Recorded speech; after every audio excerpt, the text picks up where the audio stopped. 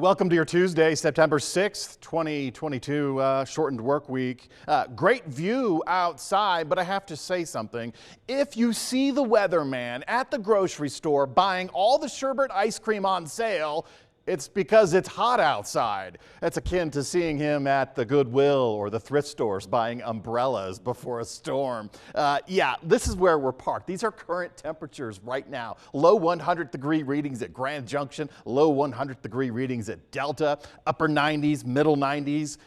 Near 90-degree reading, so this is a bit of a hot one. High temperatures today, we're waiting for this to adjust, but look at that, Moab, look at that, Delta, Rifle checking in, joining the triple-digit club. Now, 101 for Grand Junction, that's all fine and dandy, but we actually hit 102 this afternoon, just before 3 p.m. That's an adjusted time because we've been to 102 a few times.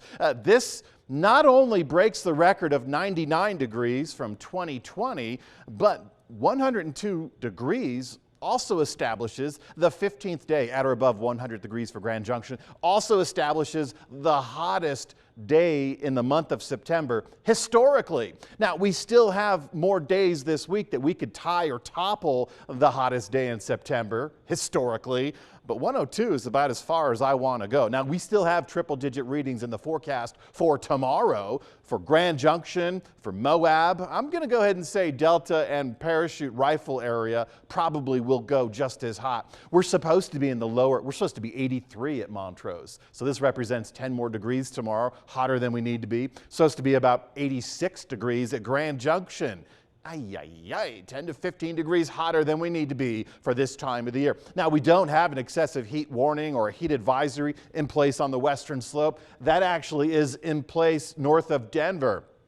So we're talking about Weld County, Larimer County, Boulder County, Jefferson, Arapahoe. I could go on and on, but it's the populated area that they're dealing with hot temperatures, and it's not likely they will cool off. And on top of that, they also are dealing with an air quality health advisory due to smoke getting pushed in. In fact, much of northern Colorado and northeastern Colorado are under that same AQA, air quality health advisory. It extends as far west as Eagle County, so you're going to see a little bit of haze in the mountain zones. And of course, these hot temperatures don't do any good. You tend to see ozone layers a little bit more defined when we have this heat. But smoke being ridged in because we have our high pressure system over the Four Corners region. Smoke from the Pacific Northwest fires in Idaho and Montana, that's starting to ride in. So that's where we're seeing some of that haze in the northeastern corner of Colorado, folks. To the north, we have fire weather watches and red flag warnings because low pressure systems with cold fronts are skirting across the northern tier state.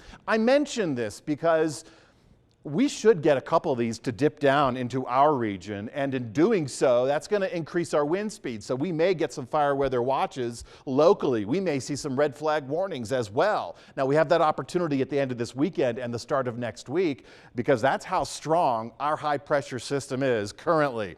You saw the number. Yesterday, we set a record at Grand Junction, and it's not just Grand Junction. It's many locations across the area, as far north as Vernal, Utah, Dinosaur area, and as far south as Cortez. So many new records being established because of this abnormally hot and strong high pressure system. Now, as we cycle into tomorrow afternoon, yeah, it's going to continue to rule our weather.